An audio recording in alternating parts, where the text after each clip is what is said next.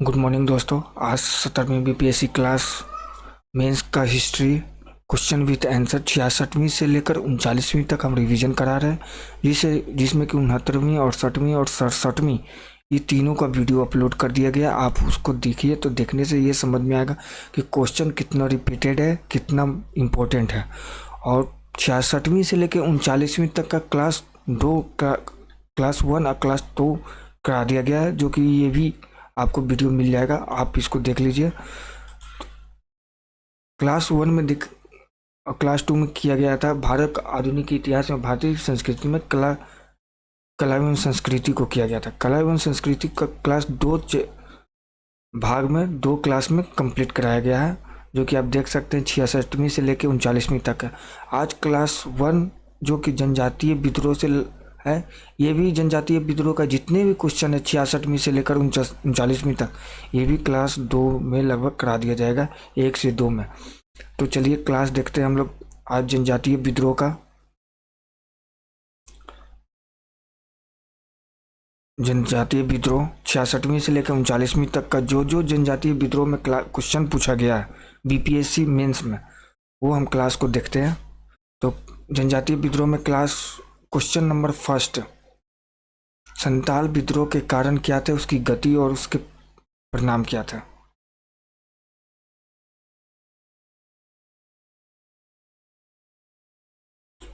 Question number जनजातीय विद्रोह, question number first, Santhal विद्रोह के कारण क्या थे, उसकी गति और उसके परिणाम क्या थे। क्वेश्चन उत्तर, संथाल विद्रोह औपनिवेशिक सरकार के विरुद्ध प्रथम सशक्त जनजातीय विद्रोह था।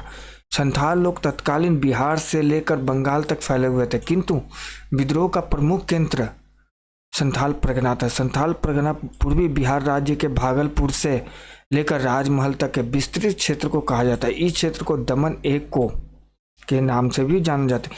यद्यपि इस विद्रोह के अपने मूलभूत कारण थे, तो परिणाम भी कम महत्वपूर्ण नहीं थे, इसके दूरगामी थे, जिसके फलस्वरूप अंग्रेजों को कई सुधार करने पड़े। कारण, जमींदार प्रथा एवं इसके दुष्प्रभाव। पहला, जमींदार प्रथा, इसके दुष्प्रभाव। ब्रिटिश शासन की शुरुआत ने उनके जीवन को तहस नहस कर दिया। अंग्रेजी सरकार ने अपने स्वार्थ की पूर्ति के लिए भू स्वामित्व की ऐसी प्रणाली अपनाई जिसने जमींदारी प्रथा को जन्म दिया। उनके सरदारों को ब्रिटिश अधिकारियों ने जमींदारों का दर्जा प्रदान किया। इन जमींदारों का उपयोग सरकार को अपना हित साधने के लिए तथा अपने स्वार्थों की पूर्ति के लिए करनी थी। लगान की एक प्रणाली शुरू की गई, परंतु गांव के लोग यह एक जगह लगान दिया करते थे, लेकिन अब प्रत्येक व्यक्ति को अलग से कर देना होता था। इतना ही नहीं, उनके द्वारा उत्पादित हर वस्तु पर सरकार ने नया कर लगाया। यह कर इतना अधिक था कि पहले से वसूली जा रही कर में तिगुनी वृद्धि हो गई, जो संथाल कृषकों की स्थिति और क्षमताओं से अधिक था। नए करों की वसूली के लिए मैदानी इलाकों में खासकर उत्तरी बिहार के लोगों को बहाल किया गया। उनके साथ व्यापार करने के लिए बाहर के व्यापारियों को प्रोत्साहन दिया गया। डिकियों की जनसंख्या वृद्धि एवं नवीन परिवर्तन। दूसरा कारण, डिकियों की जनसंख्या वृद्धि भी विद्रोह के कारणों में से एक था। ये लोग अपनी आर्थिक संपन्नता के कारण बहुत कम समय में अच्छा प्रभाव जमा लिए थे। साथ ही अब जंगली भूमि, वन एवं गांव के संसाधनों के इस्तेमाल पर भी तरह तरह के अंकुश लगा दिए गए। जगह बदल कर की जाने वाली खेती पर पूरी तरह से रोक लगा दी गई, जबकि ये सब संथालों की परंपरागत मूल संपत्ति थी। ऐसी स्थिति में प्राकृतिक अनिश्चितताओं ने संथालों को और अधिक दुर्बल बना दिया। कारण थी साहूकारों की स्थिति। संथालों की आर्थिक दुर्बलता ने साहूकारों एवं जमींदारों के लिए आदर्श स्थिति बना दी, जिसमें वे अपने पैर मजबूत से जमा सके। समय पर लगान नहीं देने के कारण उनकी जमीन नीलाम की जाने लगी। इस स्थिति से बचने के लिए संथालों ने गांव के महाजनों एवं साहूकारों से ऊंची ब्याज दर पर ऋण लेना आरंभ किया।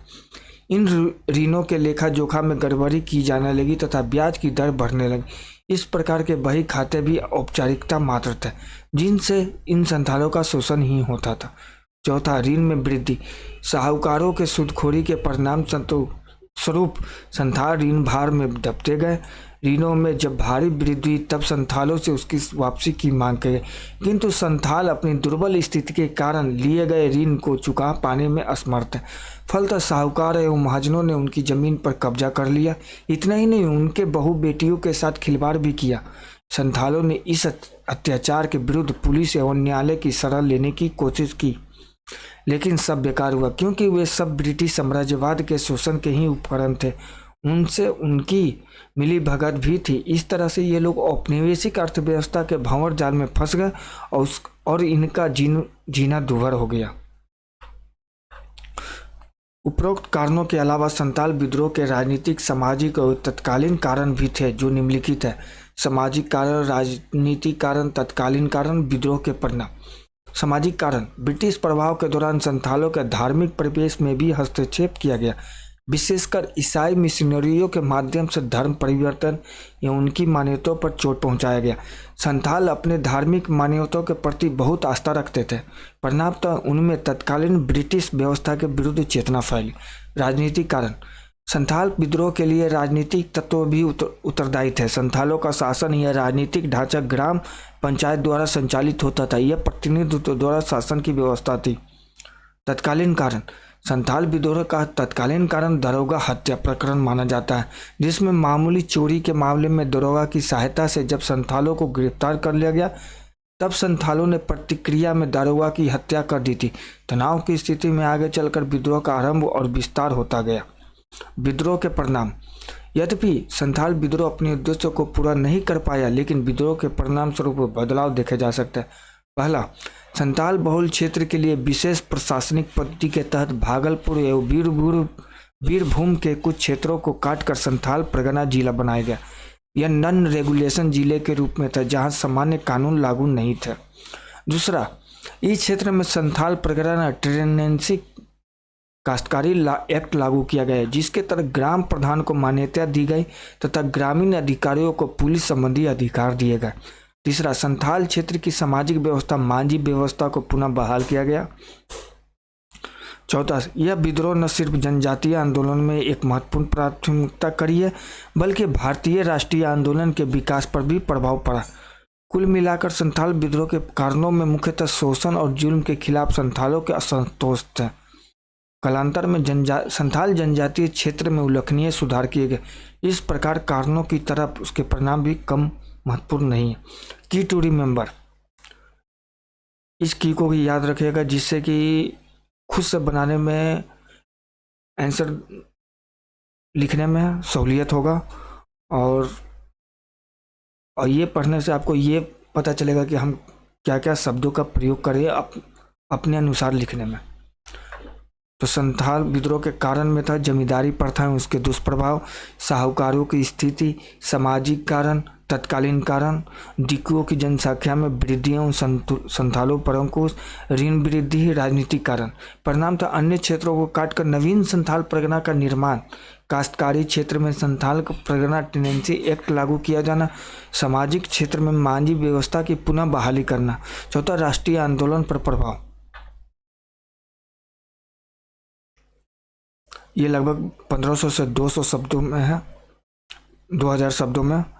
तो इस क्वेश्चन का आंसर बढ़िया से पढ़ लीजिएगा और 69वीं से लेकर बाकी जितना भी क्वेश्चन अपलोड किया गया है क्वेश्चन विथ आंसर, उसे देख लीजिएगा और चैनल को सब्सक्राइब कर लीजिएगा, क्योंकि अभी हम लगातार हिस्ट्री, पॉलिटी, ज्योग्राफी, इकोनॉमिक्स ये सब का क्वेश्चन विथ आंसर अपलोड करेंगे, जिससे आपको देखने में भी आसान होगा कि हम कितना मेरा रिपीटेड क्वेश्चन है।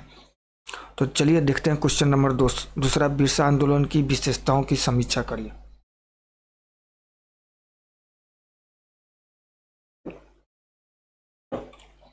ये भी 66वीं में पूछा गया है। क्वेश्चन नंबर 2, बिरसा आंदोलन की विशेषताओं की समीक्षा कीजिए। इसका उत्तर देखते हैं। बिरसा मुंडा के नेतृत्व में मुंडा जनजाति ने एक तीव्र विद्रोह 1899 से 1900 में किया। अन्य जनजातीय विद्रोह की तरह ही यह पूर्णतः हिंसक आंदोलन था। बिरसा ने 1899 में क्रिसमस की पूर्व संध्या पर मुंडा जाति का शासन स्थापित करने के लिए विद्रोह का ऐलान किया। उसने ठेकेदारों, जागीरदारों, राजाओं, हाकिमों और ईसाइयों को कत्ल करने का भी आह्वान किया।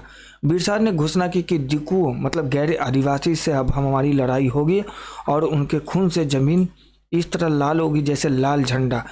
इसके बाद जमींदारी अधिकारियों, व्यापारियों की हत्या की गई। उनके परिवार के बच्चों एवं महिलाओं को भी निशाना बनाया गया। बिरसा आंदोलन की खास विशेषता थी कि बिरसा ने आंदोलन की सफलता के लिए लोगों की धार्मिक भावनाओं का सहारा लिया, अपने आप को भगवान का दूत एवं कहा कि भगवान से प्राप्त चमत्कारी शक्ति की खूब चर्चा की।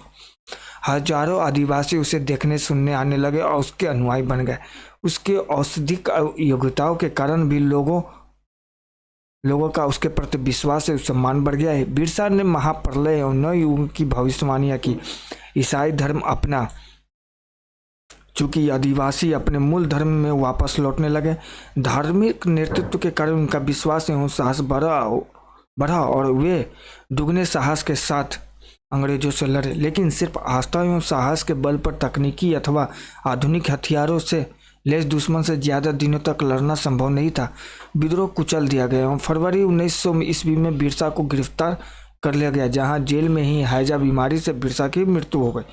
इस आंदोलन का सकारात्मक प्रभाव यह रहा कि 1908 में छोटा नागपुर रैयतवारी कानून पास हुआ, जिससे जनजातियों को कुछ छूट एवं भूमि संबंधी अधिकार प्राप्त हुए। संयुक्त काश्तकारी व्यवस्था मान्य हो गई एवं बंधुओं मजदूरी प्रतिबंधित कर दिया गया। यह ध्यान रखा गया कि जनजातियों का शोषण न हो। ये लोग भी काफी प्रबुद्ध एवं अपने अधिकारों को लेकर सचेत हो गए। जनजातीय क्षेत्रों में आज भी बिरसा के एक वीर योद्धा, देशभक्त एवं भगवान के रूप में प्रसिद्ध है और आदिवासियों के प्रेरणा स्रोत बने हुए हैं। की टू रिमेंबर, बिरसा आंदोलन 1899 से 1900। 1899 में क्रिसमस की पूर्व संध्या पर विद्रोह का ऐलान। नेतृत्व में धार्मिक आस्था और विश्वास पर प्रभाव। दिकुओं मतलब गैर आदिवासियों की हत्याएं। फरवरी 1900 में बिरसा गिरफ्तार एवं जेल में मृत्यु। 1908 में छोटा नागपुर रैयतवारी कानून पास।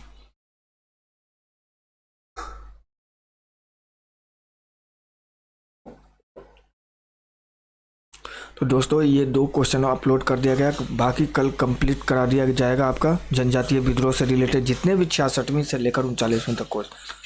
तो आपको ये ज़्यादा से ज़्यादा चैनल को शेयर करिए, दोस्तों तक पहुंचाइए। ये बहुत ही महत्वपूर्ण टॉपिक है और आपके एग्ज़ाम में आने ही वाला है। और लाइक और कमेंट करिए, जो भी कुछ वीडियो में सुधार करना हो तो वो हम करेंगे। Thank you.